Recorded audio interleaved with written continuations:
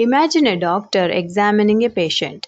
The patient is walking, talking, and going about daily life. To everyone around, he looks perfectly fine. But the doctor notices something worrying. Blood pressure is rising, sugar levels are increasing. The warning signs are small, but they are there. The patient is not seriously ill yet, but if ignored, the condition could become dangerous. Now replace the patient with a bank and replace the medical reports with loans. This is where the story of stressed assets begin. Many people think a loan suddenly becomes a bad loan overnight. In reality, financial problems usually develop gradually. A company takes a loan to build a factory. An infrastructure project faces delays. A real estate developer struggles to sell properties. A business experiences falling revenues. Loan repayments start becoming irregular. The account begins showing signs of stress. At this stage, the loan may not yet be a complete default, but warning signs are flashing. These troubled loans are broadly called stressed assets. Think of stressed assets as loans that are showing financial distress and have a higher risk of becoming bad loans in the future.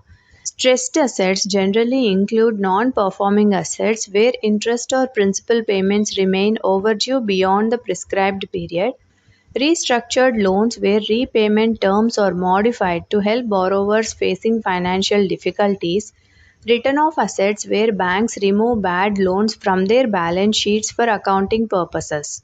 Why are stressed assets such a big concern? Because banks operate largely using public deposits, when borrowers fail to repay, banks earn less income, profits decline, capital gets weakened, lending capacity reduces. Economic growth can slow down because fewer productive loans are available. A few stressed assets may be manageable, but when stressed assets start accumulating across the banking system, they can threaten the financial stability itself. This is why regulators and banks act long before the situation becomes a crisis. Several measures are used to address stressed assets. The first line of defense is early identification and monitoring. Banks continuously track borrower performance to detect warning signals before defaults occur. Second is loan structuring, where repayment schedules may be revised to give viable businesses a chance to recover. Third is the Insolvency and Bankruptcy Code, which provides a structured mechanism for resolving stressed companies and maximizing value recovery. Fourth, banks can transfer troubled assets to asset reconstruction companies, which specialize in recovering stressed loans.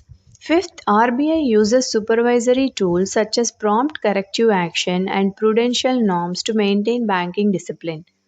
Technology driven credit assessment, stronger risk management, improved corporate governance, and better due diligence are also helping reduce future stress. The biggest lesson is simple.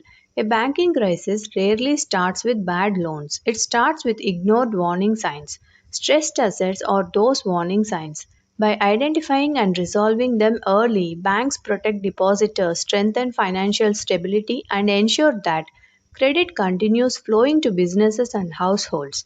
In the world of banking, treating stresses early is far easier than curing a full blown crisis later.